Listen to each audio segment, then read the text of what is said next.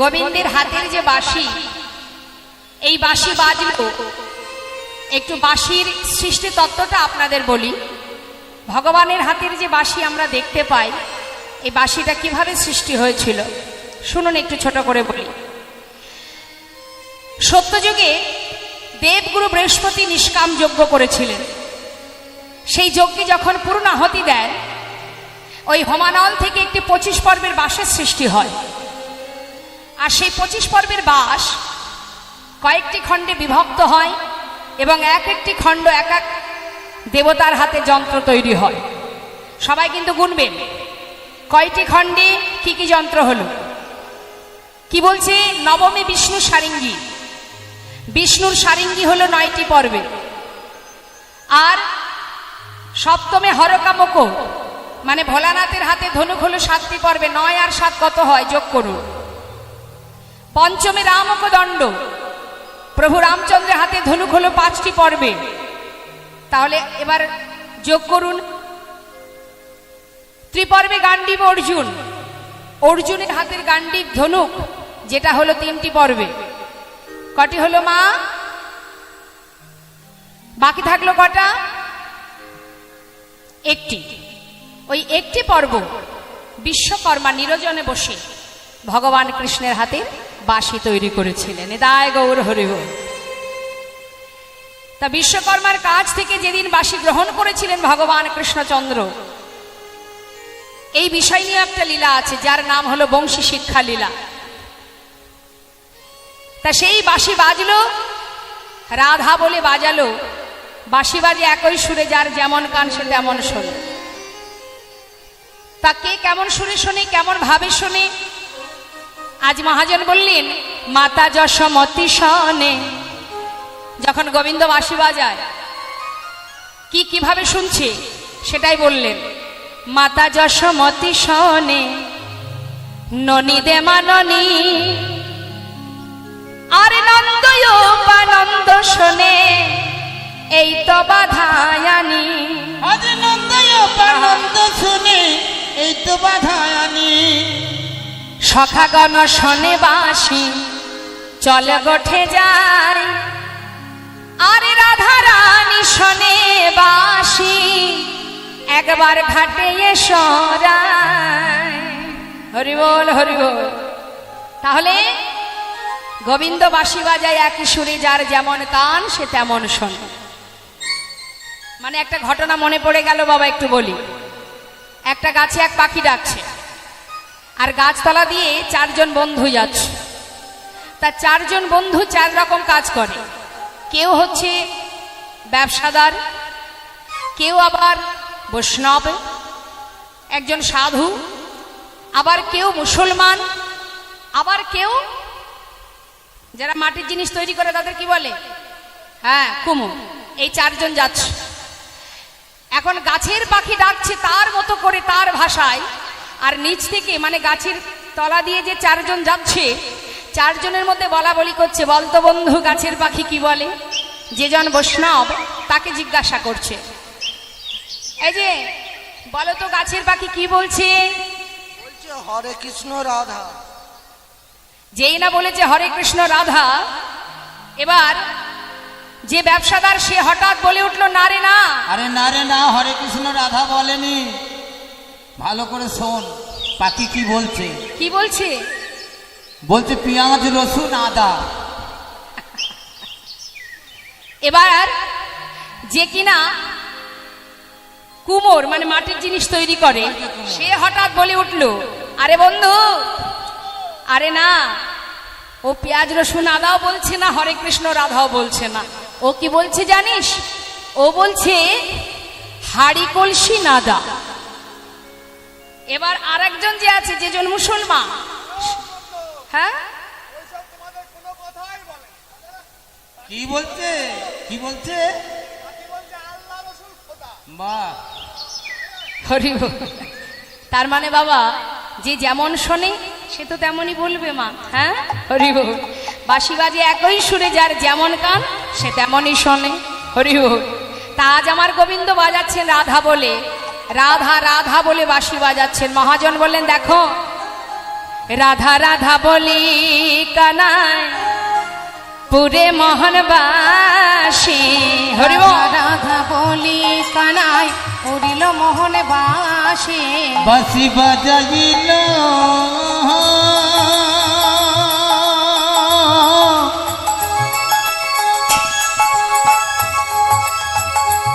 রাধা রাধা রাধা বলি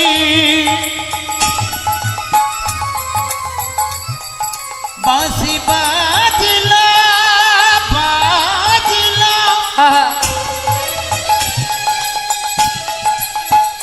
ওই বৃন্দাবনে রাধা রাধা রাধা বলে। হরি বল।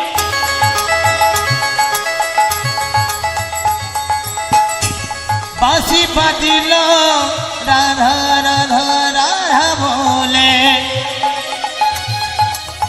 বাজিল মধুর বৃন্দাবনে।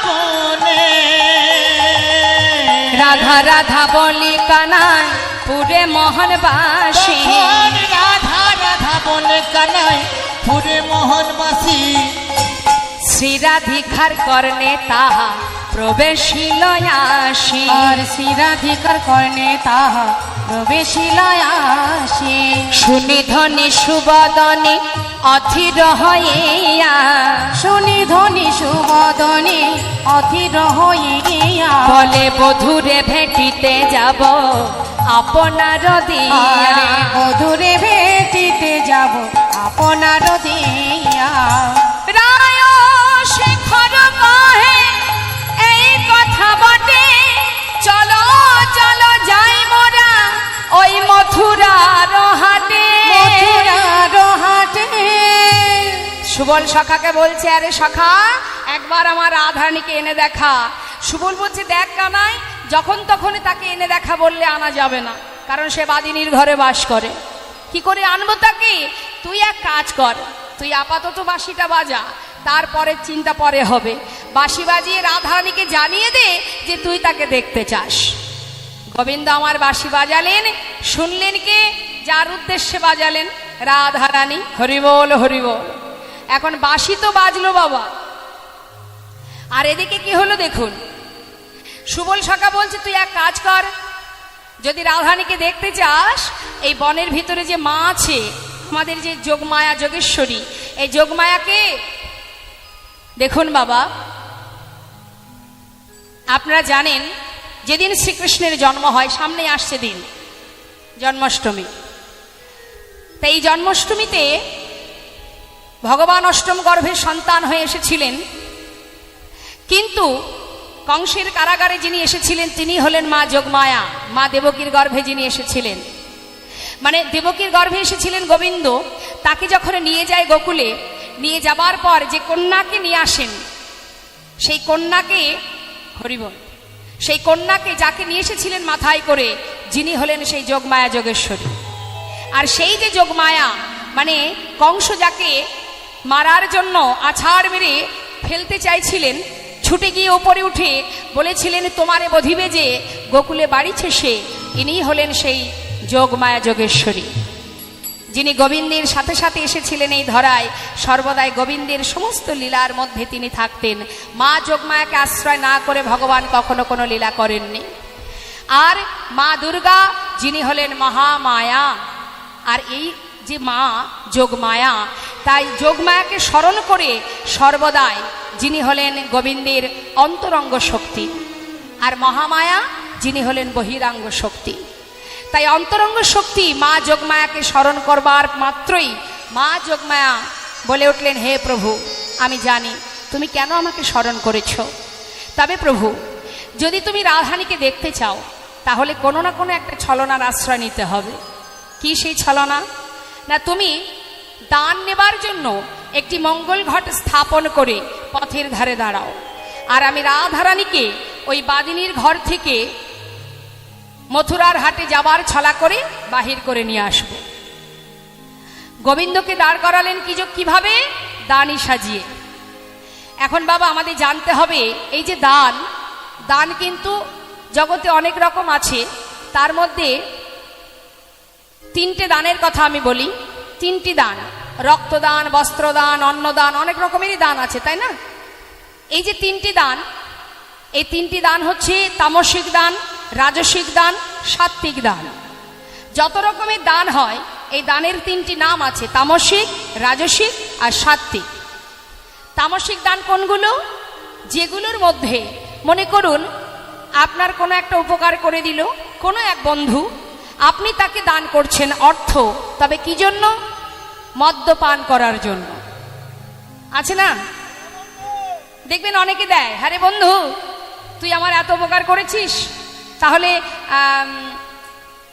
নে তোকে 500 টাকা দিলাম কি 1000 টাকা দিলাম, তুই তোর সময় মতো বাজার থেকে খেয়ে নিস, নিতাই গৌর হরি।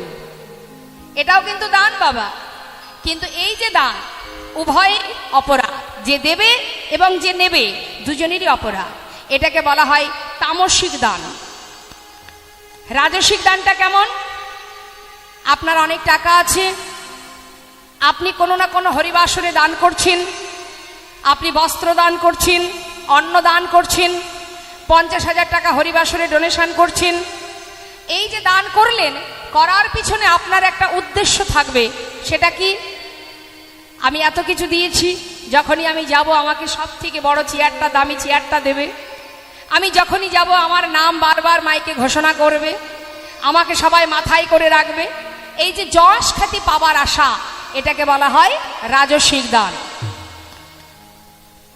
তাই ভগবান তোমাকে দিয়েছে, তুমি দান করো।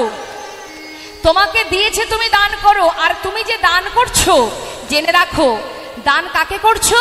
যার নেই তাকে তুমি দিচ্ছ। অর্থাৎ এলাকায় যদি ভিখারি না থাকে, আপনার অনেক টাকা আছে, আপনি দেবেন কাকে?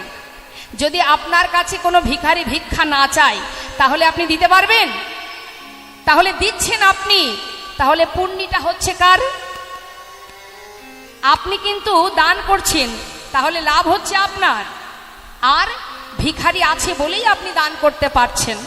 কেউ যদি ভিখারি হয়, কাঙাল কাঙালিনী হয়, এই যে বস্ত্র দান হয় বাবা, বস্ত্র যার নেই তাকে দেওয়া হয়। গ্রামের মধ্যে, এলাকার মধ্যে যারা দিনহীন কাঙাল কাঙালিনী থাকে, তাদেরকে বস্ত্র দেওয়া হয়। তা এলাকায় যদি কোনো কাঙালিনী না থাকে, তাহলে কি কেউ বস্ত্র দেবে? তাহলে আমি দিচ্ছি, আমার আছে, কিন্তু দেওয়ার জায়গা যদি না থাকে, তাহলে আমি দেব কোথায়? তাহলে লাভ কার? যে নিচ্ছে তার নয়, যে দিচ্ছে। তাই কখনো অহংকার করতে নেই। কেউ যদি যশ খ্যাতি পাওয়ার জন্য দান করে, তাহলেই সে দান বৃথা হয়ে যাবে। আর শাস্ত্রে কি বললেন? সাত্ত্বিক দান। সাত্ত্বিক দানটা কেমন? যে দানের পিছনে কোনো চাওয়া পাওয়া থাকে না, কোনো উদ্দেশ্য থাকে না। আমরা ভগবানকে দান করি বটে, কিন্তু আমাদের পিছনে, এই দানের পিছনে কিছু উদ্দেশ্য থেকে যায়। কেউ দেখবেন হরিবাসরে এই কমিটির ভক্তরা যখন গ্রামে চাঁদা তুলতে যায়, বা এই যে ঠাকুর ঘরে প্রণাম করতে যায়, দেখবেন 100 টাকা 500 টাকা দেওয়ার সময় মনে মনে বাসনা করে। কি বাসনা? কারোর মনে করুন ছেলে চাকরি হবে, ভগবানের কাছে 500 টাকা দিয়ে বললেন, হে প্রভু আমার ছেলেটা যদি চাকরি পায়, আমি পরের বছর 500 টাকা 5000 টাকা দিয়ে যাব। এই যে ভগবানকে দেওয়া, হে ভগবান এই দিলাম তোমায়, মানে ঘুষ দেওয়া, তুমি যদি দাও তবে পাবে, না হলে পাবে না। 100 টাকা দিলাম, দিয়ে কি বললাম? আমার ছেলে বা আমার নাতিপুতি যাই হোক, যে কোনো আশা, যদি মাধ্যমিকে ভালো রেজাল্ট করে ফার্স্ট ডিভিশনে ভালো নাম্বার করতে পারে, আমি পরের বছর অমুক দেব, তমুক দেব। এই যে উদ্দেশ্য স্বরূপ দান, ভগবান কাছে দেওয়া মানে বায়না করা, যদি দিতে পারো তাহলে পাবে। এটাকে বলা হয় উদ্দেশ্য স্বরূপ দান। কখনো চাইতে নেই, চাওয়ার দরকার নেই। সাত্ত্বিক দান সেটাই, আমি চাইবো না কিছু, আমি যতটুকু দেব শুধু প্রভুর কাছে আমার বাসনা থাকবে, দয়াময় তুমি আমায় যা দিয়েছ তার থেকে আমি তোমায় যতটুকু দিলাম, হে প্রভু আমার এই দানটুকু যেন বৃথা না হয়, যেন তোমার সেবাই লাগে। আপনার 100 টাকা থাক, আপনার 50 টাকা থাক, সেটুকুই দিন না, কিন্তু পিছনে কিছু চাওয়ার দরকার নেই। চাইবার কি বা প্রয়োজন?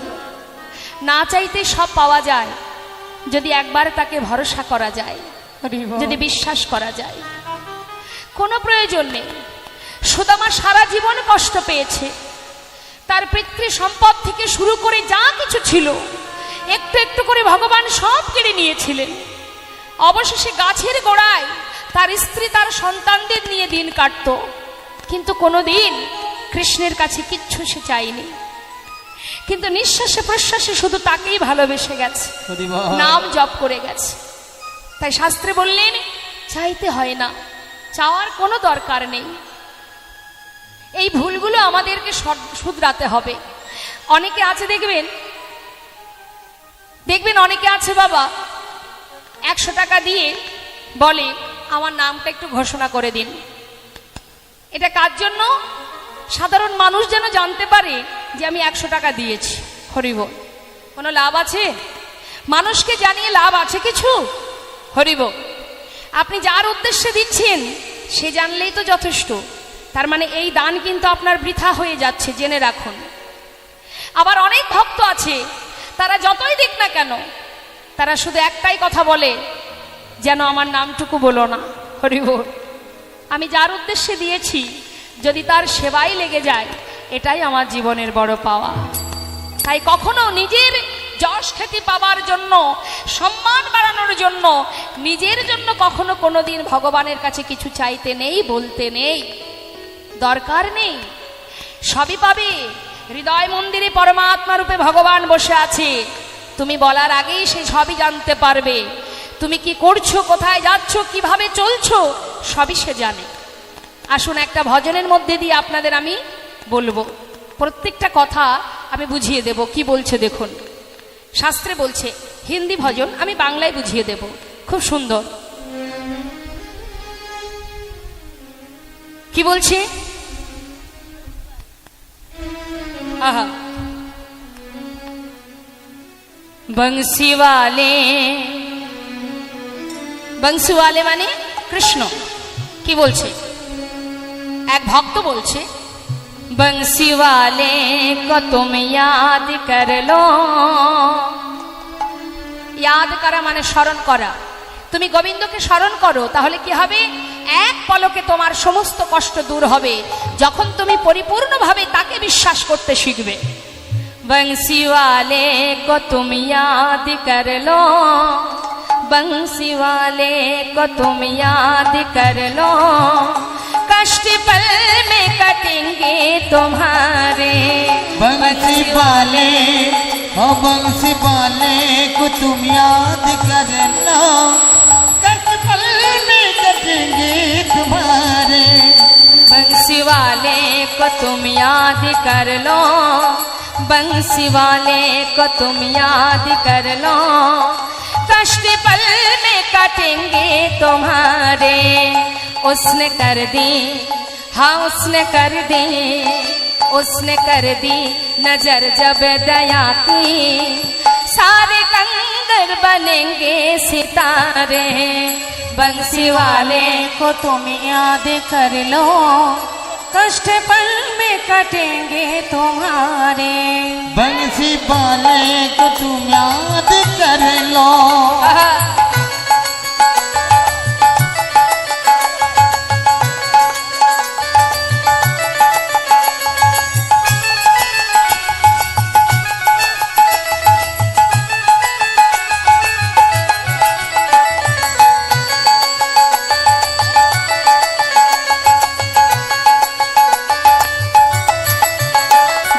पतझड़ बहारों में बदली, जिसने कांटों में फूल खिलाए।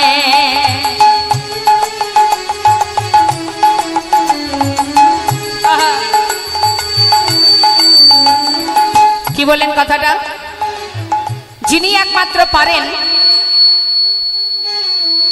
শুকনো বনের ভিতরে বাহার আনতে, যিনি পারে কাঁটাতে ফুল ফোটাতে, যিনি পারে গরিবকে রাজা করতে, আবার যিনি পারে রাজাকে ভিখারি করতে, সেই একমাত্র পারে যিনি সৃষ্টিকর্তা ভগবান, যিনি জগৎজীবকে সৃষ্টি করেন। তাই বলছেন মহাজন, কি বলছে? जिसने पतझड़ बहारों में बदली, जिसने कांटों में फूल खिलाए।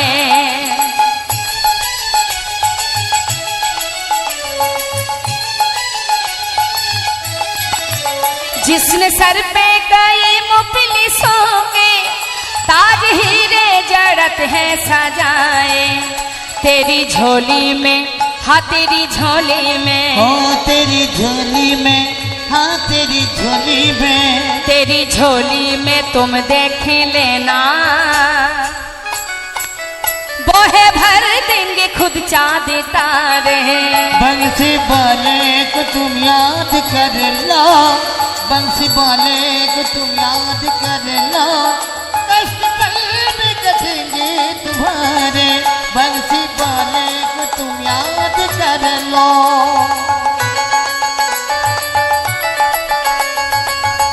हरि बोल।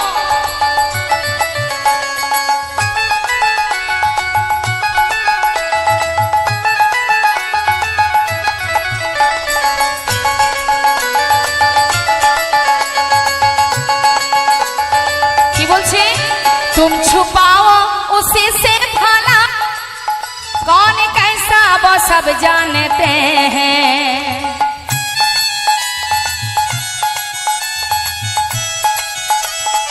হরি বল। কথাটা কি বললেন বাবা? তুমি ছদ্মবেশে চলছো, ভাবছো কেউ দেখতে পাচ্ছে না আমি মহৎ কাজ করছি, কিন্তু তুমি কি জানো তোমার থেকে বড় ছদ্মবেশী সেই গোবিন্দ, তুমি তার চোখে ফাঁকি দিতে পারবে? পারবে না। আর কি বললেন? কে কেমন সেটা জানতে পারে কে? কন कैसा वो सब जानते हैं, অর্থাৎ সে সব জানে। আরো কি বললেন?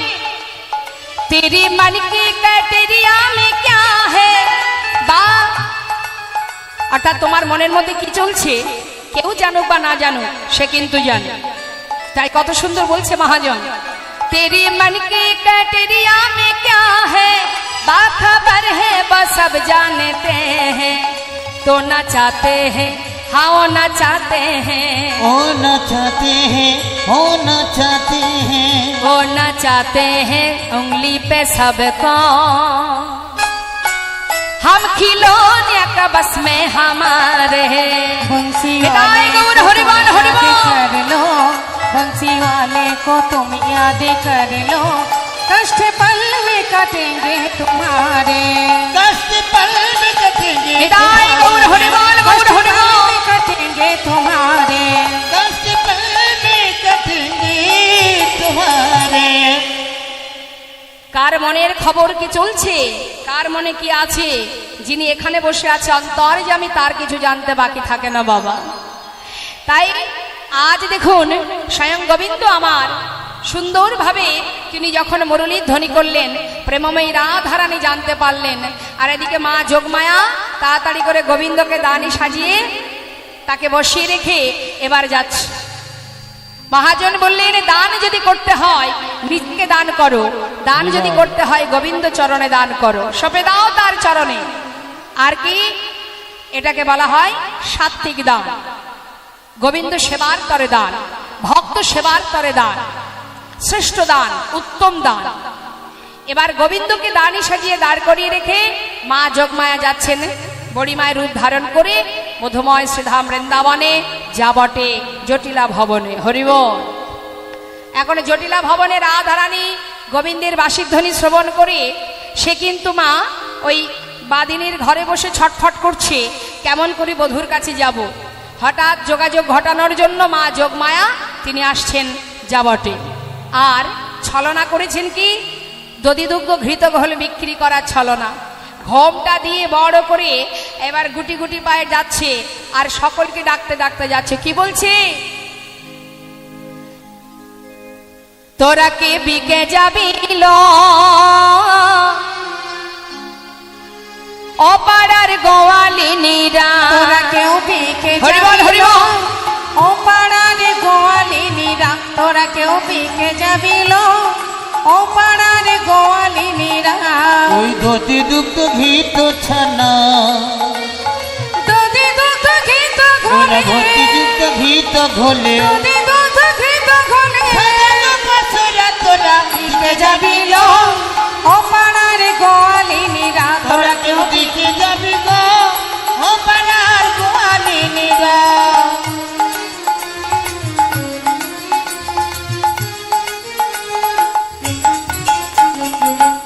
কি বলতে বলতে যাচ্ছে, দধি দুগ্ধ ঘৃত ঘোল বিক্রি করবার জন্য তোরা কি কেউ যাবি হাটে? ডাকতে ডাকতে যাচ্ছে। এমন সময় জটিলা ভবনে এসে ডাকছে, জটিলা, বলি আয় কুটিলা, তোরা কেউ ঘরে আছিস?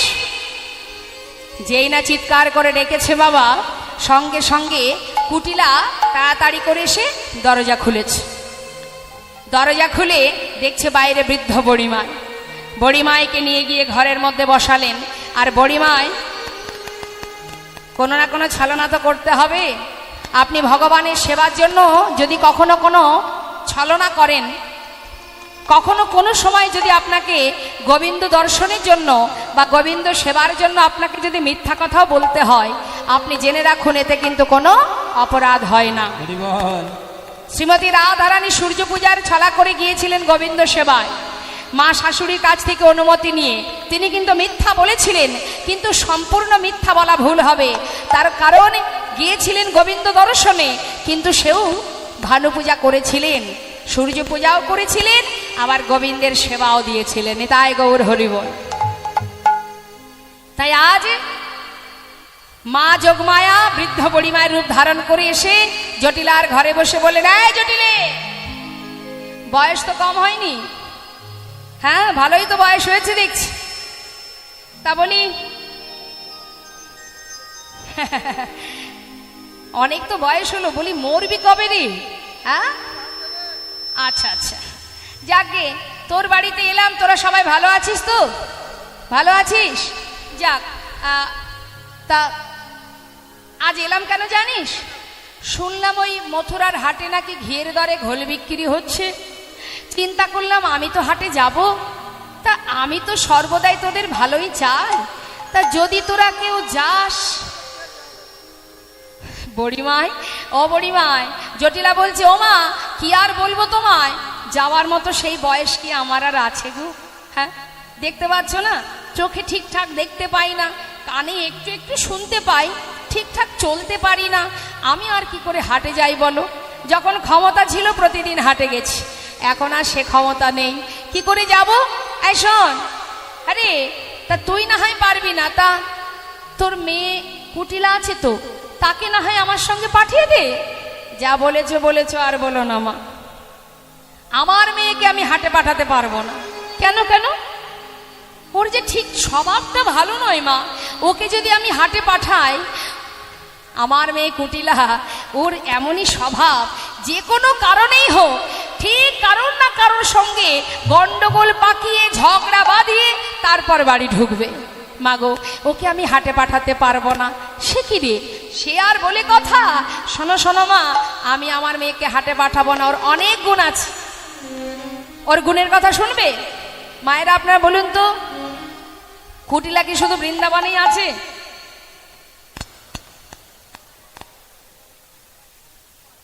কি মনে হয় আপনাদের, কুটিলা শুধু বৃন্দাবনেই আছে? সব জায়গায় পাওয়া যায় না, এখন ঘরে ঘরে কুটিলা আছে। কুটিল মতি যার, দেখবেন একের ভালো সহ্য করতে পারে না, সেই তো কুটিলা। কারোর যদি একটু ভালো হয়েছে, ব্যাস হিংসায় জ্বলে পুড়ে মরবে। এমনও ব্যক্তি আছে জগতে, কারোর ভালো দেখলে, এটা হচ্ছে কুটিলার স্বভাব। তা কুট প্রকৃতির মনোভাব যারা হয়, তাদের মুখ দেখলে চেনা যায়। আছে এখানে সেরকম মুখ?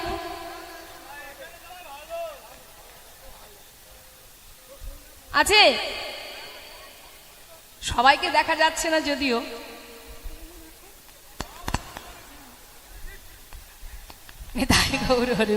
তাহলে কুটিলা এখন ঘরে ঘরে আছে, তাই তো? কিন্তু ঘরে ঘরে থাকলে কি হবে, বৃন্দাবনের কুটিলার মতো এমন গুণ সবার নেই। শুনবেন গুণের কথা? কে বলছে? কুটিলার মা জটিলা কি বলছে? আমার মেয়ের এমন গুণ, আমার মেয়ের এমন গুণ, কাঁচা বাঁশে লাগায় ঘুন। মেয়ের এমন গুণ, ও সে কাঁচা বাঁশে লাগায় ঘুন। মেয়ের এমন গুণ, ও সে কাঁচা বাঁশে লাগায় ঘুন। মেয়ের এমন গুণ, ও সে কাঁচা বাঁশে লাগায় ঘুন। মেয়ের এমন গুণ, জলেতে লাগায় আগুন। মেয়ের এমন গুণ, ও সে জলেতে লাগায় আগুন। মেয়ের এমন গুণ, ও সে জলেতে কাঁচা বাসে লাগাই ঘুন। মেয়ের এমন গুণ, ও সে কাঁচা বাসে লাগাই গুণ, মেয়ের এমন গুণ। কি গুণ? কাঁচা বাসে ঘুন লাগাতে পারে, জলে আগুন লাগাতে পারে। এরকম মেয়ে আছে আপনাদের ঘরে? জলে আগুন লাগাতে পারে, কেশের সেতু পার হতে পারে। ভাবা যায়? কেশের সেতু পার হয়ে যায়। আবার ছাঁকনি করে জল আনতে পারে। বাবা, এখন এই কথা শুনে জটিলা বলছে, হ্যাঁ রে, আহা, বড়িমায় বলছে, ও জটিলে, তোর মেয়ের এত গুণ আছে, যাকগে যাক, তাহলে তোর ওই গুণবতী মেয়েকে আর নিয়ে গিয়ে লাভ নেই। হ্যাঁ রে, বলি ওই এক কাজ কর, তুই তো পারবি না, তোর মেয়েও পারবে না, তা তোর এই ছেলেটাকে হাটে পাঠিয়ে দিতে পারিস না? হ্যাঁ,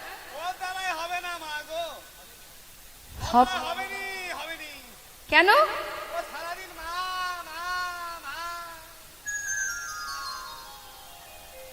সারাদিন মা হবে না? কেন হবে না? বলছে কি করে হবে বলো? ও তো একটা কাজই জানে, সারাদিন ওই ভবানী মায়ের পূজা নিয়ে বসে আছে আর সারাক্ষণ জয় মা জয় মা জয় মা করে বেড়ায়।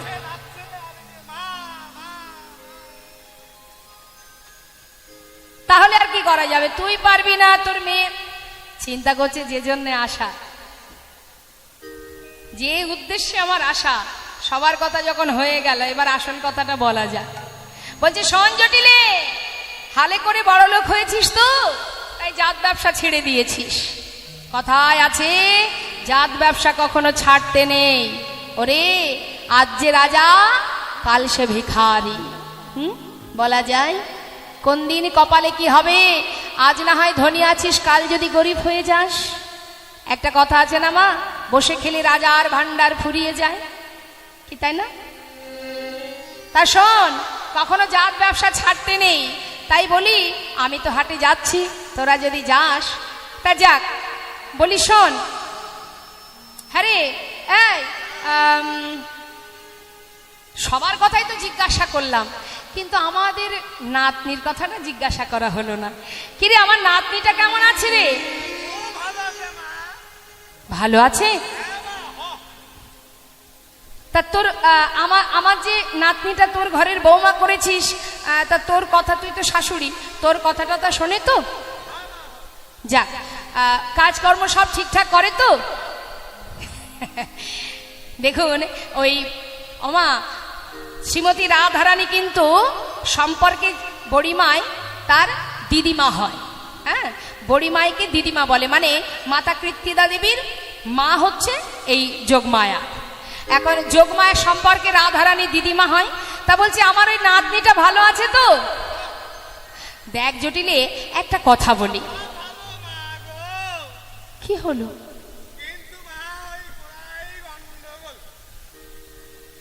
কি হয়েছে? আরে খুলে বল না, কি সমস্যাটা?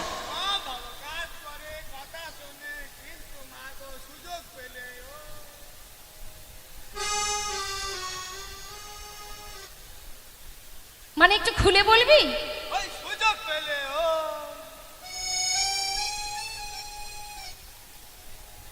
আরে কি ব্যাপারটা বল। সুযোগ পেলে ওই যমুনার ঘাটে কি যাবার পথে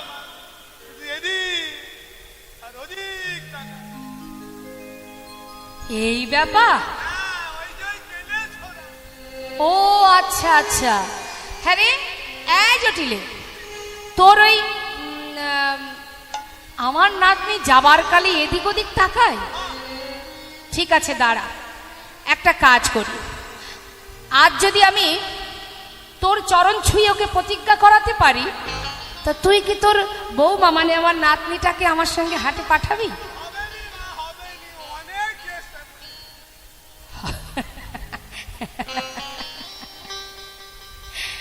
বলছি, দেখা, দাঁড়া দাঁড়া, দেখি কি করা যায়। বলি, ও নাতনি, এদিকে আয়। শোন, তোর শাশুড়ি বলছে তুই নাকি যমুনার ঘাটে যাবার কালে এদিক ওদিক তাকাতে তাকাতে যাস। শোন, আজ আমার সঙ্গে তোকে আমি হাটে নিয়ে যাব, মথুরার হাটে। হ্যাঁ, মথুরার হাটে যাবার কালে তুই কিন্তু এদিক ওদিক তাকাবি না, পায়ে হাত দিয়ে প্রণাম করে কথা দে যে তুই আমার সঙ্গে যদি যাস কোনো দিকে তাকাবি না, সোজা পথে তাকাবি। বল।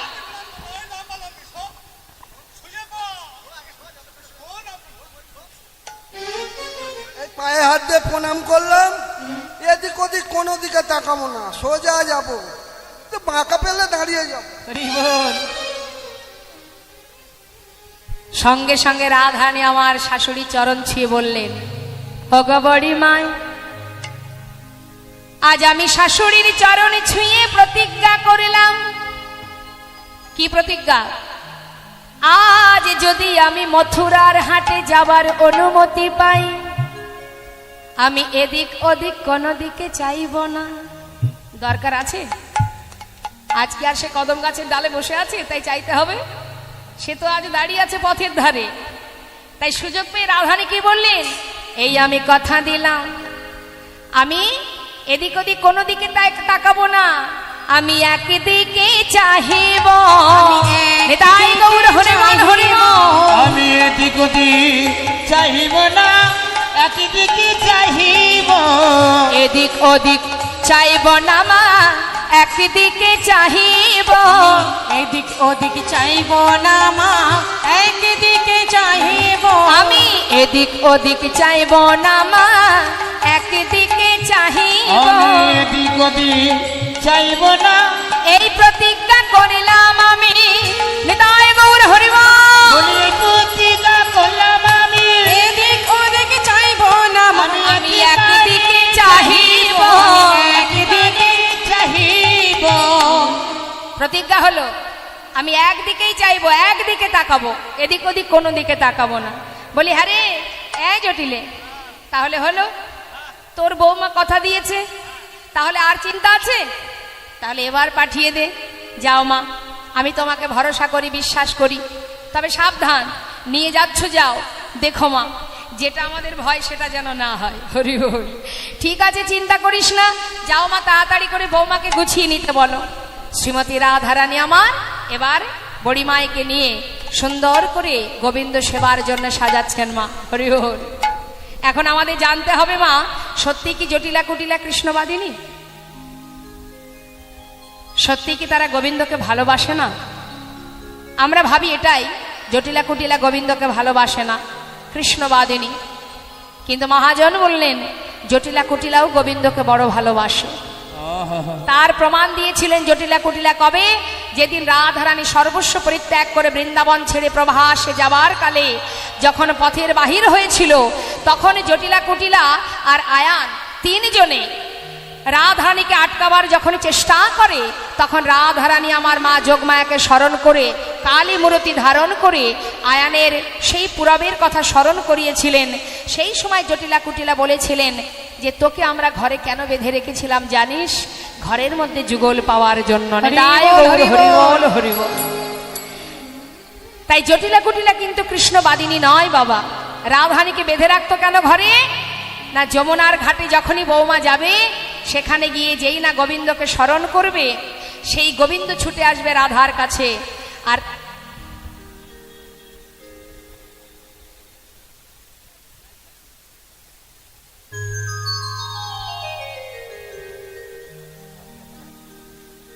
এটাই তত্ত্ব কথা হচ্ছে। জয়নিতাই সকল ভক্তচরণে নিবেদন, এইভাবে আসরে আসবেন না। আসরে লীলা চলাকালীন আসলে সমস্যা হয়, তাই যার যা মনে দেওয়ার ইচ্ছা সকলে লীলার শেষে দেবেন। জয়নিতাই। তো বাবা, জটিলা কুটিলা যখন রাধারানীকে ঘরে বেঁধে রাখতেন, এর কারণ হলো এটাই, যদি রাধারানীকে ঘরে বেঁধে না রাখি, যদি যমুনায় পাঠায়, যমুনায় গেলে যখনই রাধারানী গোবিন্দকে স্মরণ করবে, গোবিন্দ ছুটে আসবে রাধার কাছে। আর রাধার কাছে যখনই ছুটে আসবে, রাধা গোবিন্দের মিলন হবে। তাই যদি আমরা রাধারানীকে ঘরে বেঁধে রাখতে পারি, ওই মিলনটা যমুনার ঘাটে না হয়ে আমাদের ভাঙা কুঠিরে হবে, যার কারণে রাধারানীকে বেঁধে রাখতেন। আর এবার হয়তো আপনারা বলবেন বেঁধে রাখতো ঠিক আছে, তাহলে এত কষ্ট কেন দিত? শুধু ধরে রাখতে পারতো, এত কষ্ট কেন দিত? চোখে কাজল পরতে মানা, নীল শাড়ি পরতে মানা, এর কারণটা কি? ওই বাদিনীর ঘরে থেকে রাধারানী এত লাঞ্ছনা গঞ্জনা পেয়েছে মা, এর পিছনে অনেকগুলো কারণ আছে। আপনারাও ঘরের মধ্যে সংসারের মধ্যে কর্ম করছেন, রাধারানীও কিন্তু কর্ম করেছেন, কিন্তু রাধারানী আয়ানের ঘরণী হয়ে আপনাদের মতো আমাদের মতো জীবকে শিক্ষা দিয়ে গেছেন যে হে জীব, সংসার করো, সংসারে কর্ম করো, অর্থ উপার্জন করো, সবই করো, কিন্তু মনটা দিয়ে দাও গোবিন্দ চরণে। নিতাই গৌর হরি বল হরি বল। ঠিক যেমন করে রাধারানী হাজার কাজের মধ্যে দিয়ে কৃষ্ণ ছাড়া আন জানতেন না, ঠিক তদ্রূপ তুমিও সব করো, তার মধ্যে দিয়ে নিজেকে সঁপে দাও গোবিন্দ চরণে, সর্বদাই তার নাম জপ করো, তারই শরণাপন্নে থাকো। তাহলে কি হবে? একসঙ্গে দুটো কাজ। একদিকে জাগতিক এই জগতে যে সংসার আমরা করেছি, এই সংসারের কর্মও হবে, আবার নিজের কাজও হবে। নিজের কাজ কোনটা? এই সংসারে যেটা করছেন এটা নিজের কাজ নয়, এটা শুধুমাত্র সুখে থাকার জন্য, ভালো থাকার জন্য কর্ম করা। আর নিজের কাজ কোনটা? এই যে এত কষ্ট করে যার যার কর্ম ছেড়ে, সংসারের কাজ ফেলে রেখে, সংসার ফেলে রেখে সবাই এখানে এসেছেন, একত্রিত হয়েছেন, একই আসনে বসে আছেন, এই মহতী হরিবাসরে, এই উত্তম আসনে আপনারা বসে আছেন। এই আসনের অনেক মূল্য বাবা, এই আসনের অনেক গুণ। যে আসনে আপনারা বসে আছেন, যে আসনে ঘুমানোর জন্য নয়, যে আসনে বসে গল্প করার জন্য নয়, যে আসনে বসে আছে যে কিনা মাঠে জন্মজুরি খাটে সেও বসে আছে, আবার যে বাসে 70,000 1 লাখ টাকা উপার্জন করে সেও এই একই আসনে বসে আছে। যে ধনী ব্যক্তি সেও বসে আছে, যে কাঙাল কাঙালিনী সেও একই আসনে বসে এই হরিবাসরে, মহতী হরিবাসরে ভগবানের আসরে বসে আছেন। এখানে বসে সবাই অমৃত কথায় ডুবিয়ে রেখেছেন নিজেদেরকে। তাই এর এমনই মাহাত্ম্য, এখানে কোনো ভেদাভেদ নেই, এখানে কোনো উঁচু নিচু নেই, সবার সমান অধিকার, সবাই আমরা এক। তাই বৈষ্ণব মহাজন বললেন যে নিজের কাজ কোনটা? এহ জগতের কাজ, যেটা সংসারের কাজ, আর আমার কাজ হলো এই অমৃত কথা সদন করা, ভগবত চিন্তা করা। এটা হলো আমার কাজ। আমি মানে কি? আমি মানে আত্মা, যেটা এর মধ্যে আছে, যেটা আছে বলে এখনো আপনাদের সামনে আমি দাঁড়িয়ে কথা বলতে পারছি, সেটাই হচ্ছে আমি। এই দেহটা আমি নই। প্রত্যেকের মধ্যে যে আত্মা আছে সেটাই হচ্ছে আপনারা, আপনি, অন্য কেউ নয়। এ দেহটা আপনি নয়। আমি যদি মারা যাই, দেহটা থেকে যাবে, আমি চলে যাব। এই দেহটা হচ্ছে ভগবানের দেওয়া একটা ভাড়া ঘর, একটা ভাড়া বাড়ি। এই জাগতিক জগতে যেমন ভাড়া বাড়িতে বাস করে মানুষ, তার একজন মালিক থাকে। সময় হলে মালিক তাকে বলে দেয় যে ঘর ছেড়ে দাও, তখন তারা বলে বেশ, অমুক তারিখে, অমুক দিন, অমুক সময়ে আপনার ঘর আমি ছেড়ে দেব। তার একটা নির্দিষ্ট সময়সূচি থাকে। কিন্তু বাবা, আমরা যে বাড়িতে বাস করছি, যার মালিক গোবিন্দ, এই দেহ ঘর, ভগবানের দেওয়া ঘর, যার মধ্যে আমি আছি, যখন তিনি চাইবেন তখনই কিন্তু এই ঘর থেকে আমাদের চলে যেতে হবে। সেটা কখনই যেতে হবে, সেটা দিনেও হতে পারে, রাতেও হতে পারে। এক মুহূর্ত সময় দেবে না। সময় হওয়ার সাথে সাথে তোমাকে ঘাড় ধাক্কা দিয়ে এই দেহ ঘর থেকে বাহির করে দেবে। তাই বৈষ্ণব মহাজন বললেন যে নিজের কাজটা করো। আসবার সময় এসেছিলাম ভালো, যাবার পথ সবাই ভুলে গেছে। আজ আমার রাধারানী, তিনি জীবকে শিক্ষা দিলেন সংসারের মধ্যে থেকে, জটিলা কুটিলার ঘরে থেকে, বাদিনীর ঘরে থেকে তিনি কিভাবে কৃষ্ণ সেবা পূজা করে গেছেন। কিন্তু দেখুন বাবা, এত লাঞ্ছনা গঞ্জনা, নীল শাড়ি পরতে মানা, চোখে কাজল পরতে মানা, শ্রীমতী রাধারানীকে এতটাই কষ্ট দিতেন যে কিনা ধোয়ার ছলে বসে বসে কৃষ্ণ কৃষ্ণ বলে কাঁদতেন। কিন্তু বাবা, এই যে রাধারানী ঘরে বেঁধে রেখে তাকে এত কষ্ট দিতেন, এর পিছনেও কারণ আছে।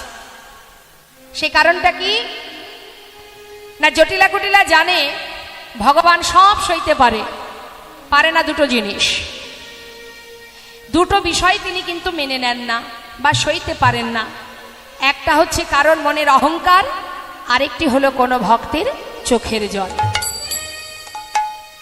তাই তিনি মনে মনে ভাবলেন, আমি যদি রাধারানীকে কষ্ট দিই, রাধারানী যত কষ্ট পাবে, যত রাধারানী আমার ঘরে বসে কাঁদবে, গোবিন্দ তো চোখের জল সইতে পারবে না।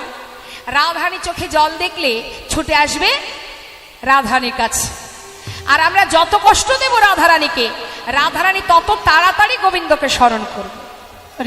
আর যখনই রাধারানীর কাছে গোবিন্দ আসবে, আমাদের ঘরেই রাধা গোবিন্দের মিলন হবে।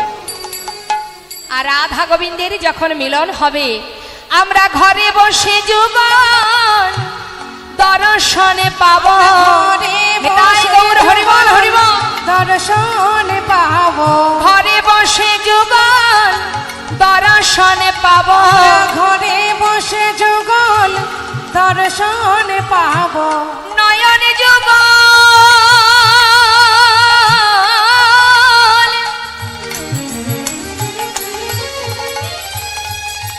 ধন্য হবে, ঘরে বসে যুগল দর্শনে পাব।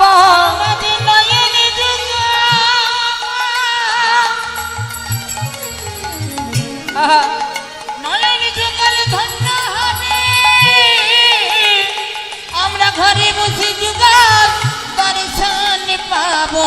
মানব জন ধন্য হবে, এই তাপিত হৃদয় শীতল হবে। এই তাপিত হৃদয় শীতল হবে, জনম ধন্য হবে, এই তাপিত হৃদয় শীতল হবে। মানব জনম ধন্য হবে, ঘরে বসে যুগল দর্শন পাবো।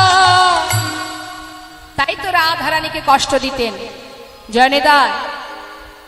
যখন শ্রীমতী রাধারানী বড়িমাইকে কাছে পেলেন, পেয়ে বলতে লাগলেন, বড়িমাই এসো, আজ যখন এসেছো আমি তোমার কাছে দুটো মনের কথা বলবো। শ্রীমতী রাধারানী দুঃখ করছে, মা কি বলছে? ওগো বড়িমা, কি আরে বলবো আমি তোমার কাছে, আজ যখন এসেছো তুমি, শোনো শোনো বড়িমায় আমার মনের কথা। তবে কথা দাও, আমি যা বলবো তোমায় কাউকে বলবে না। কত সুন্দর মহাজনের পদাবলিতে বুঝিয়ে দিলেন রাধারানী কি বলছেন। কথা শোনো বড়িমা,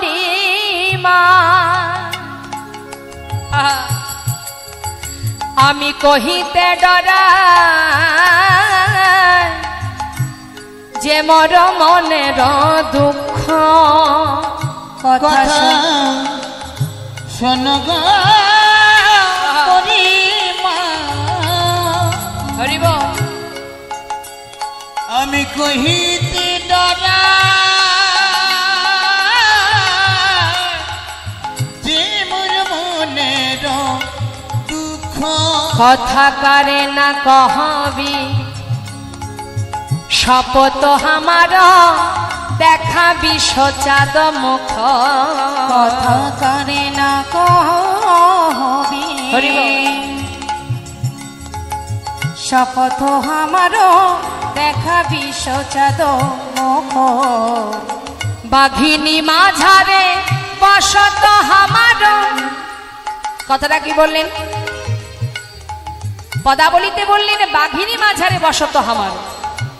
বাঘিনী কারা? জটিলা গটিলা, তাদের মাঝখানে আমি বাস করি।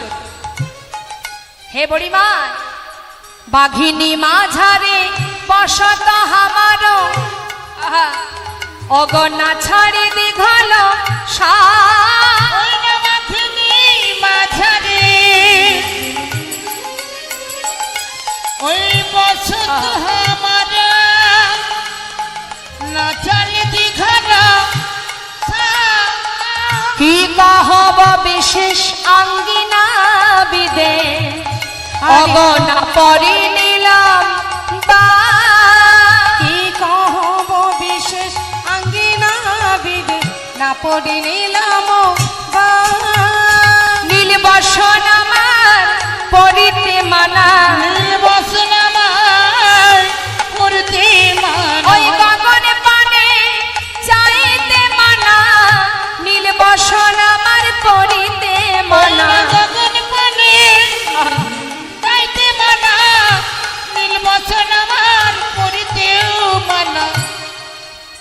শ্রীধাম বৃন্দাবনে সমস্ত গোপী যারা যারা গোবিন্দকে ভালোবাসতেন, যাদের আঙুলে গোবিন্দকে নাচিয়েছিলেন রাসমঞ্চে, আলাভোলা গোয়ালিনী, যারা যেভাবে গোবিন্দকে নাচতে বলেছে সেইভাবে গোবিন্দ রাসমঞ্চে নৃত্য করেছে।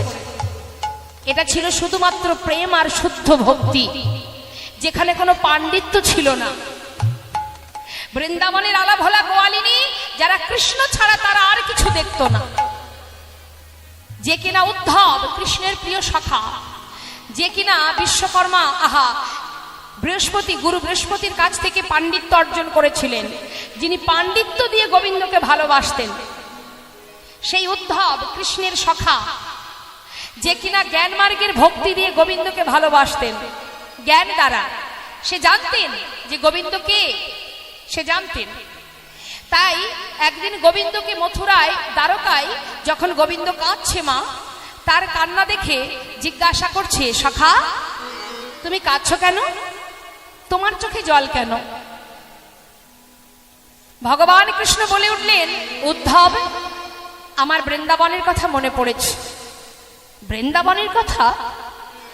বৃন্দাবনে কার কথা মনে পড়েছে? আমার সখাগণের কথা, আমার মায়ের কথা, ব্রজবাসীর কথা, রাধারানীর কথা। তখন উদ্ধব মৃদু হেসে বলেছিলেন, আহা কৃষ্ণ, যারা বোঝে না, যারা বোঝে না, যারা বোকা, বসে বসে তোমার জন্য কাঁদছে আর তুমিও তাদের জন্য কাঁদছো। তারা জানে না, তারা বোঝে না, তাদের সেই জ্ঞান নেই যে তুমি কে, সেই জন্য তারা কাঁদছে। কিন্তু তুমি কেন কাঁদছো? তুমি কেঁদো না।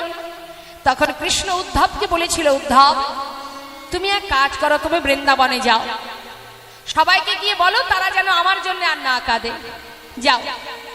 উদ্ধব বড় পণ্ডিত ছিলেন বাবা, তাই ছুটতে ছুটতে কৃষ্ণের কথা মতো নিজেকে কৃষ্ণ সাজিয়ে বৃন্দাবনে গিয়ে মা যশোমতীর কাছে গিয়ে বলছে যে, মা তুমি যাকে গর্ভে পেয়েছো সে সাধারণ মানুষ নয়, তোমার গর্ব হওয়া উচিত, তোমার আনন্দ হওয়া উচিত যে তুমি স্বয়ং ভগবানকে নিজের গর্ভে পেয়েছো। সে তোমার সন্তান নয়, তুমি সন্তান রূপে পেয়েছো তাকে, কিন্তু সে তো তোমার সন্তান নয়, সে পূর্ণ ব্রহ্ম, সে স্বয়ং ভগবান সর ঐশ্বর্যপূর্ণ, সে যে অনাদির আদি। তাই মা তুমি কেঁদো না।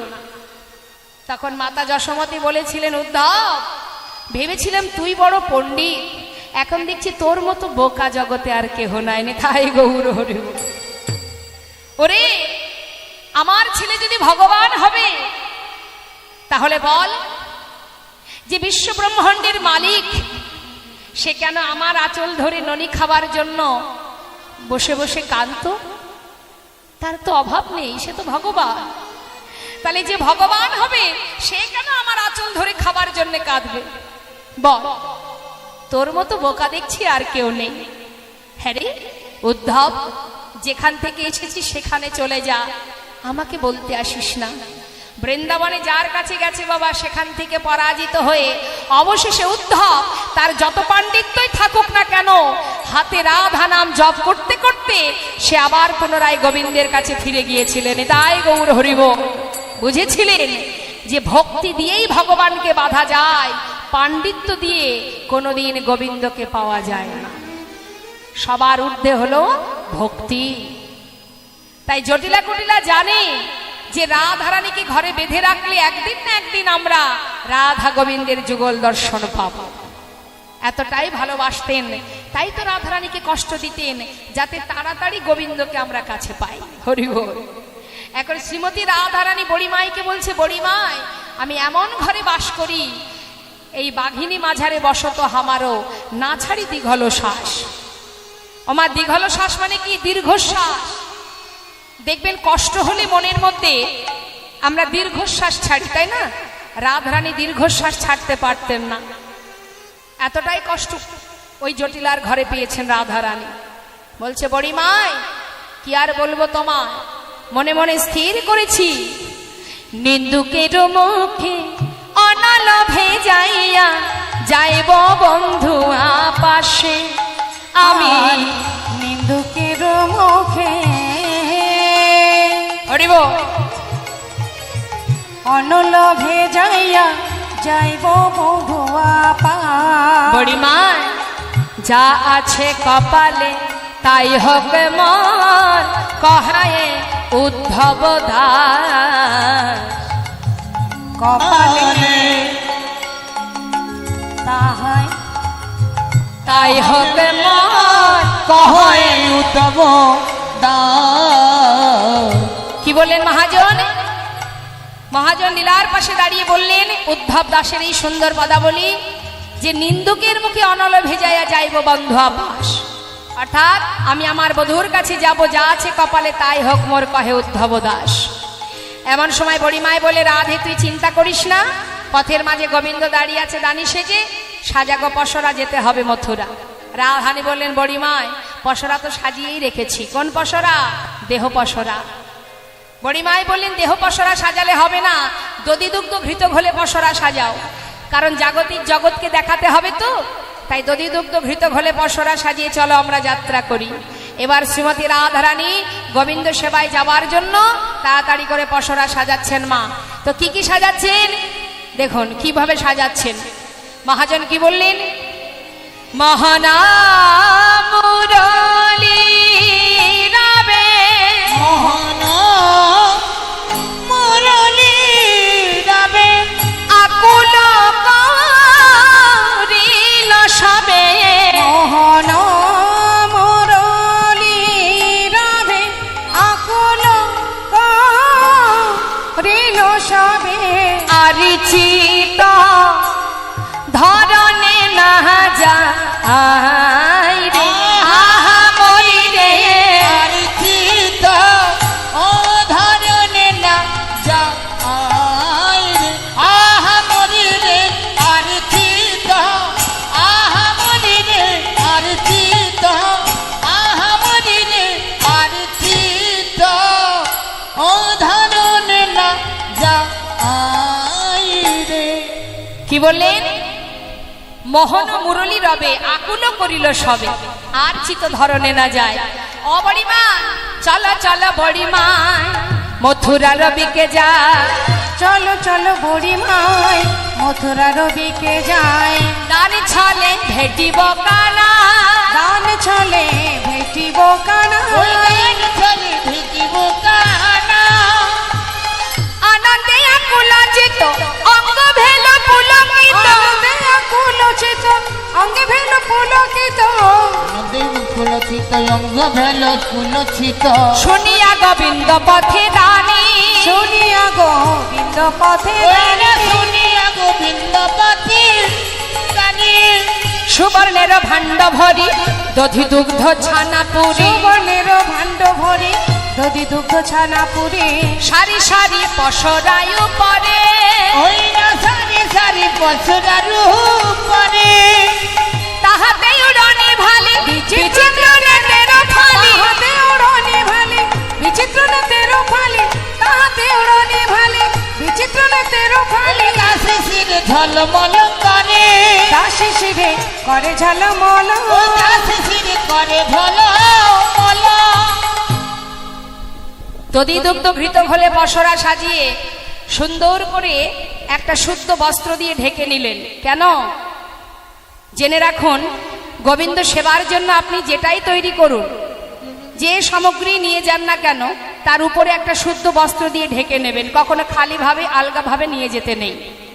তার রাধারানী শুদ্ধ বস্ত্র দিয়ে ঢেকে নিলেন কেন না, পথে যেতে যেতে বধূ সেবার সামগ্রী তো যদি কোনো কুনজর লাগে, তাই সুন্দর করে শুদ্ধ বস্ত্র দিয়ে ঢেকে নিয়ে এবার যেই না ঘর থেকে এক পা বাইরে বের করেছে, এমন সময় পিছন থেকে জটিলা ডাক দিলেন। কাকে? বড়িমাইকে। বলি ও মা এদিকে এসো, এদিকে এসো।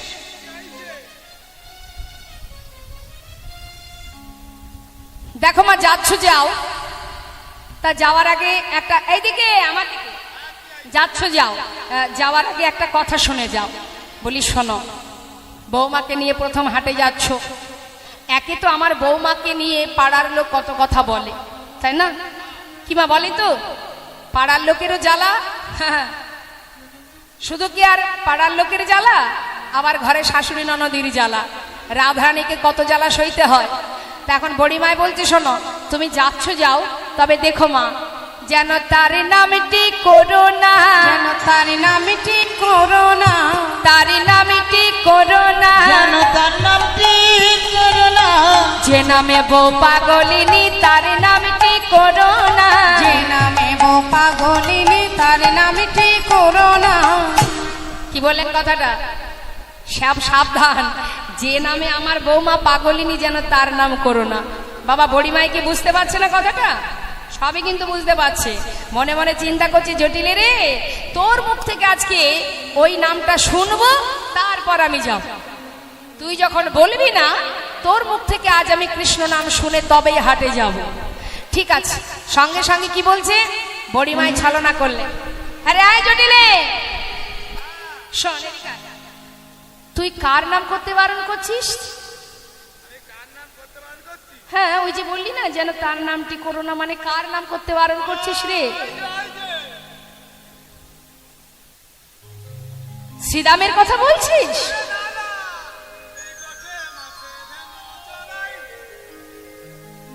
কি বললেন মা? মাঠে মাঠে ধেনু চড়াই তার নামটি করো না, মাঠে মাঠে ধেনু চড়াই তার নামটি করো ওই না, না মাঠে মাঠে ধেনু চড়াই তার নামটি করো না। মাঠে মাঠে ধেনু চড়ায়? বড়িমায়ও তো কম যায় না মা। হ্যাঁ, জটিলার মুখ থেকে কৃষ্ণ কথাটা শুনবে তারপরে হাটে যাবে। ঠিক করেছে, তাই বড়িমায়ও ঘুরিয়ে ঘুরিয়ে কথা বলছে। হ্যাঁ, মাঠে মাঠে ধেনু চড়াই, বুঝেছি বুঝেছি, ওই মধুমঙ্গলের কথা বলছিস?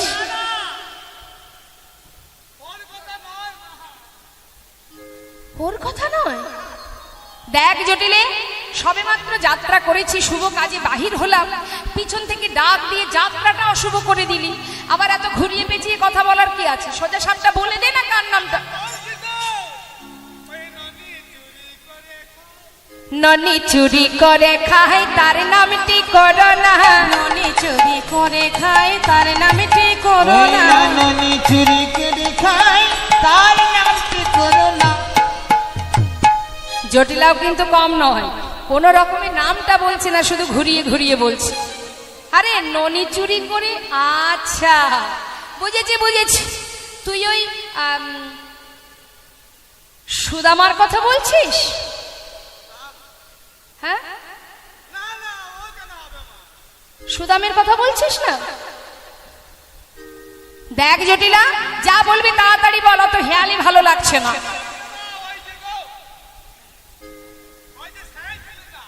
সেই ছেলেটা কার ছেলে?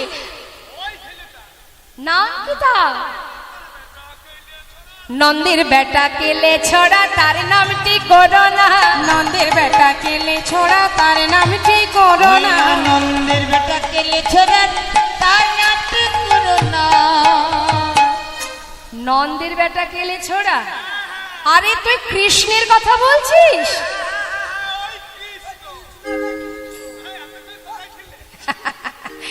হরি বল।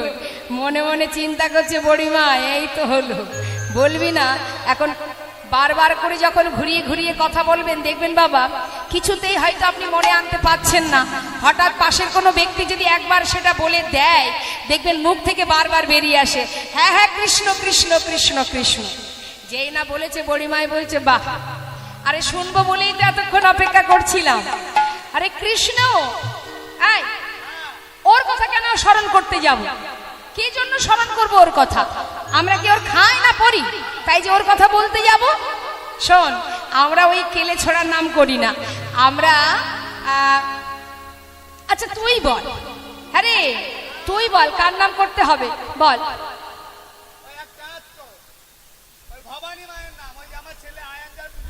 আচ্ছা শ্যামা মায়ের নাম? আরে জটিলা, আমরা তো ওই নামই করি বরাবরই। আবার নতুন কথা কি আছে? কি বললি? তোমরা ওই নাম গাইতে গাইতে যাও? হ্যাঁ রে, তুই চিন্তা করিস না, আমরা ওই নামই গাইব আর ওই নাম গাইতে গাইতেই যাব। মায়েরা বলুন তো, যে রাধারানী কৃষ্ণ ছাড়া আন জানে না সে কি করে শ্যামা মায়ের নাম গাইবে? কিন্তু শাশুড়ির কথা রাখতে হবে, এমন ভাবে কথাটা বলছে দুই দিকে কিন্তু কাজ হচ্ছে, একদিকে গোবিন্দ স্মরণ, একদিকে শাশুড়িকে সান্ত্বনা দেওয়া। কি বলছে কথাটা একটু ডুব দিলেই বোঝা যাবে কথার মধ্যে। কি বলছে? শ্যাম আমার, শ্যাম আমার, বোঝা যাচ্ছে মা? শ্যাম আমার। আর শাশুড়ি মা কি শুনছে? শ্যাম আমার। মনে মনে ভাবছে এমন বৌমা কয়জন আর হয়। যা বলেছি তাই গাইছে। শ্যাম আমার নাম, আমি শ্যামের শ্যাম আমার, শ্যাম আমার নাম। শ্যাম আমার, মায়েরা উলুধ্বনি হৃদয় গৌর হরি বল। শ্যাম আমার নাম, আমি শ্যামের শ্যাম আমার, শ্যাম আমার নাম। শ্যাম আমার, শ্যাম আমার, শ্যাম আমার নাম, আমি শ্যামের শ্যাম আমার, শ্যাম আমার নাম।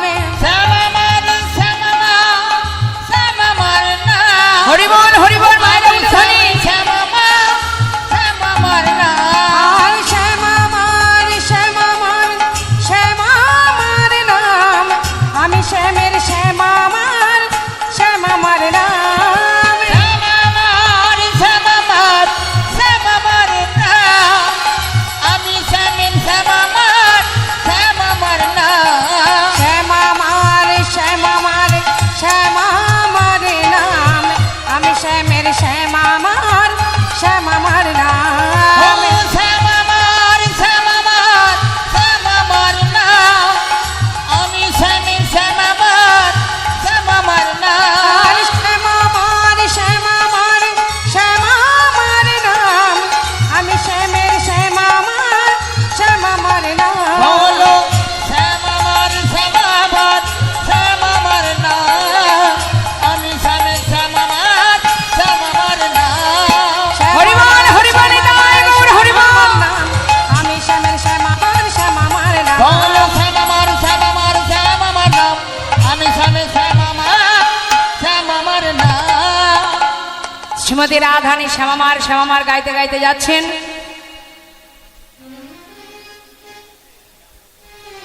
আর এদিকে সখীরা যাচ্ছে রাধা নাম গাইতে গাইতে। আমরাও একবার গাইবো সবাই মিলে। দেখি সবাই হাত তুলুন, প্রত্যেকে তুলবেন। হরি বল, হরি বল, হরি বল। তুলেছেন তো?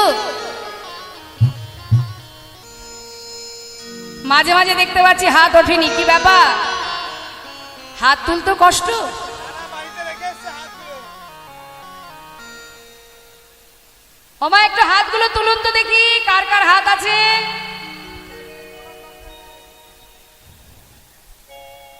এত সময় কিন্তু হাত তুলতে বলিনি, যা হোক এখন তুলেছেন। বলা লাগেনি যদিও, বলার আগেই আপনারা তুলেছেন। এখন আমি বলছি তুলতে, সবাই মিলে তুলুন। সবাই কিন্তু রাধা নাম গাইবেন, আমি তো গাইবই, আর আমার সাথে সাথে আপনারাও গাইবেন। রাধে রাধে রাধে রাধে রাধে রাধে বো, রাধে রাধে রাধে রাধে রাধে রাধে বল বল। রাধে রাধে রাধে রাধে রাধে রাধে বল, রাধে রাধে রাধে রাধে রাধে রাধে বলো রাধে রাধে রাধে রাধে রাধে রাধে বল, রাধে রাধে রাধে রাধে রাধে রাধে বল। বল রাধে রাধে রাধে রাধে রাধে রাধে বল, রাধে রাধে রাধে রাধে রাধে রাধে বল। হে রাধে রাধে রাধে রাধে রাধে রাধে বল, রাধে রাধে রাধে রাধে রাধে রাধে বল। রাধে রাধে রাধে রাধে রাধে রাধে বল, রাধে রাধে রাধে রাধে রাধে রাধে বল। বলো রাধে রাধে রাধে রাধে রাধে বল, রাধে রাধে রাধে রাধে রাধে রাধে বল। বৃন্দাবন কি রাধে রাধে একটু জোরে জোরে রাধে রাধে বলবেন, সবাই হাত তুলে জোরে জোরে বলবেন কিন্তু। বৃন্দাবন কি, যমুনা মাই কি।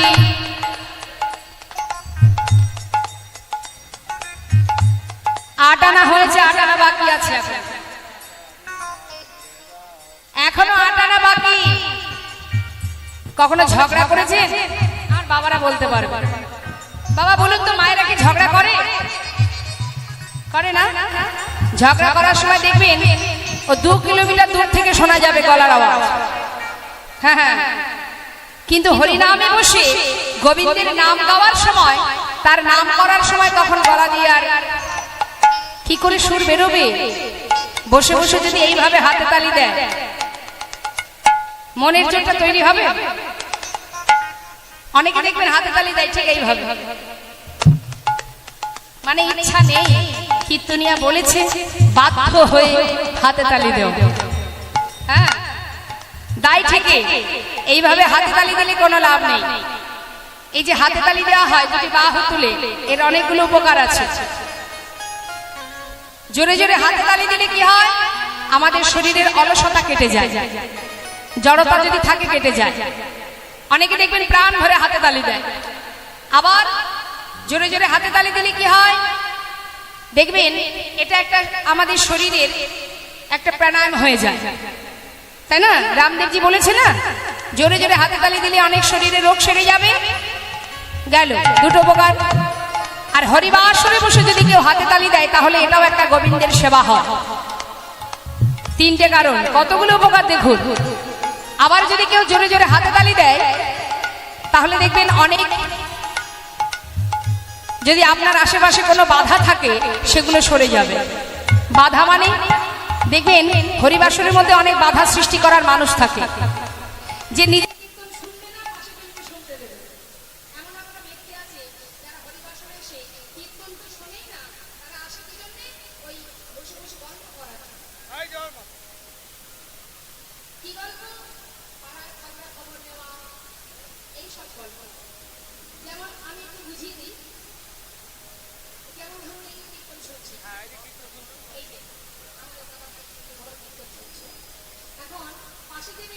কীর্তন শোনে না, সে কিন্তু পাশে বসে আছে, সে বসে বসে কি করছে? বারবার আপনাকে জ্বালাচ্ছে, মানে সে তো শুনবে না, তাকে শুনতেও দেবে না।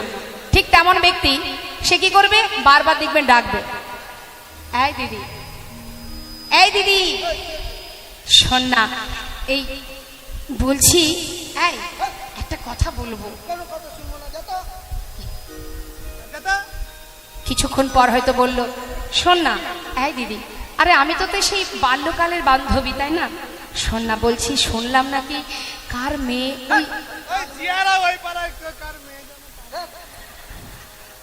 আরে রাগ করছিস কেন? শুনলাম কার মেয়ে নাকি কাকে ধরে হাত ধরে নাকি চলে গেছে, জানিস? কিছু জানিস নাকি? আরে ওই জিয়ারা ওই পাড়াতে তো, ওই তো, আরে ওই শম্পা গোস্বামীর কীর্তন হচ্ছে, শোন না। সে হয়তো বিরক্ত বোধ করে বলছে, দেখ এখনকার এইসব কথা বলার সময়, আরে কীর্তনটা শুনতে দে। কিছুক্ষণ পরে দেখবেন সে আবার, মানে চুপচাপ বসে থাকতে পারবে না, তো সে তো আসেনি কীর্তন শুনতে। হ্যাঁ, এই যে চারিদিকে অন্ধকার, আমি সবাইকে দেখতে পাচ্ছি না, এর মধ্যে কিন্তু অনেক জায়গায় গল্প চলছে। আর আমার চোখে যাদেরকে দেখতে পাচ্ছি তারা গল্প করলে আমি দেখতে পাবো, কিন্তু অন্ধকারে যারা বসে আছে তারা কিন্তু ঠিক গল্প করে নেবে। এখন হয়তো বলে উঠলো, এই দিদি, এই পান খাবি? পান? এই দিদি আম খাবি? আম? তা বাবা, এরকম ব্যক্তি হরিবাসরে আসে। এবার আপনি যদি মনে করেন যে তার কথার উত্তর দেবেন না, তাহলে আপনাকে কি করতে হবে? এই আপদ বিপদ কাটানোর জন্য আপনাকে তার কথার উত্তর তো দেওয়াই যাবে না, বরং আপনি কি করবেন? দুহাত তুলে জোরে জোরে ওই হরিধ্বনি করবেন, কৃষ্ণ নাম হরিনাম করবেন, দেখবেন আর দ্বিতীয়বার সে আপনার কাছে প্রশ্ন করবেন। এটাকে বলা হয় তাকে উপেক্ষা করা। হ্যাঁ, তা বাবা, এই আরো একটা কারণ আছে। সেটা কি? অনেকে দেখবেন হরিবাসরে সেই যে ধীরে ধীরে আস্তে আস্তে হাতে তালি দেয়, জোরে জোরে হাত তুলে হাতে তালি দিতে পারে না। কেন? যদি মনে করুন তার একটু টাকা পয়সা আছে, একটু টাকার অহংকার আছে, সে সাধারণ এই হরিবাসরে বসে, যার একটু অর্থ কম, হ্যাঁ, গরিব মানুষ তার পাশে বসে আছে, অনেক সময় দেখবেন চেয়ারে বসে বসে সেও হাতে তালি দেয়, কিন্তু এইভাবে